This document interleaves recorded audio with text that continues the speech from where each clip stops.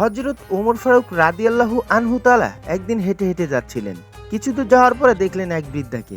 বৃদ্ধা কি জানি বিড়বিড় করে বলছিলেন। বিড়বিড় করা দেখে মনে হচ্ছিল তিনি অনেক অসুবিধায় রয়েছেন।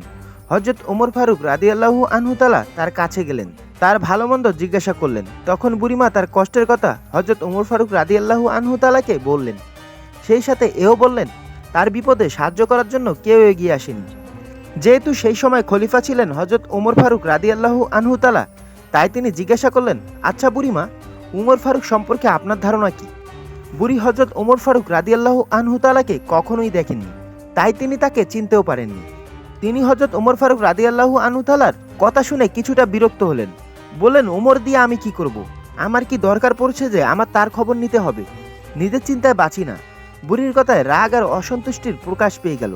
উমর ফারুক রাদিয়াল্লাহু আনহু তাআলা আবারও তাকে জিজ্ঞাসা করলেন, বুড়িমা, ওমরের উপর আপনার এত রাগ কেন? বুড়ি চেঁচিয়ে জবাব দিলেন, রাগ করব না কেন? এই যে সে খলিফা হয়েছে, আমাকে একটাও পয়সা দিয়েছে নাকি কোনোদিন আমার খোঁজ খবর নিয়েছে যে আমি কি অবস্থায় আছি? হযরত ওমর ফারুক রাদিয়াল্লাহু আনহু তাআলা বুড়ির কথায় বড়ই চিন্তায় পড়ে গেলেন। ঠিকই তো, আমি তো তার তেমন কোনো খোঁজ খবর নিতে পারিনি। উনি কিছুটা নরম হয়ে বুড়িকে বললেন, আচ্ছা আপনি কি অবস্থায় আছেন এটা ওমর কি করে জানবে?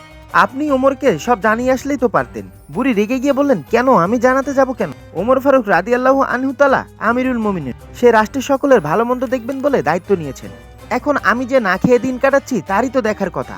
আমার বাড়িতে এসে সেই তো দেখবে। কথাগুলো খুব দুঃখ নিয়ে বললেন। হযরত ওমর ফারুক রাদিয়াল্লাহু আনহু তাআলা শান্তভাবে আবারও বলেন, আচ্ছা ওমর খলিফা হওয়ার পরে আপনি যে কষ্ট পেয়েছেন তার বিনিময়ে কত স্বর্ণ মুদ্রা পেলে আপনি ওমরকে মাফ করে দিবেন? বৃদ্ধার সাথে এ কথা চলছে এমন সময় রাস্তা দিয়ে যাচ্ছিলেন হযরত আলী রাদিয়াল্লাহু আনহু তাআলা, আব্দুল্লাহ ইবনে মাসুদ রাদিয়াল্লাহু আনহু তাআলা। ওমর ফারুককে এক বৃদ্ধার সাথে কথা বলা দেখে তারা এগিয়ে আসলেন। এসেই সালাম দিলেন, আসসালামু আলাইকুম ইয়া আমিরুল মুমিনিন। আগন্তুক দুই ব্যক্তির মুখে আমিরুল মুমিনিন এই কথা শুনে বৃদ্ধা অবাক হয়ে গেলেন। উনি ভয় পেয়ে ভাবলেন যে কিনা অদ্দজাহানের বাদশা, সে হযরত ওমর ফারুক রাদিয়াল্লাহু আনহু তাআলার সামনেই তাকে কত বাজে কথা বলেছে। মনে মনে ভাবলেন আজকেই মনে হয় তার শেষ দিন।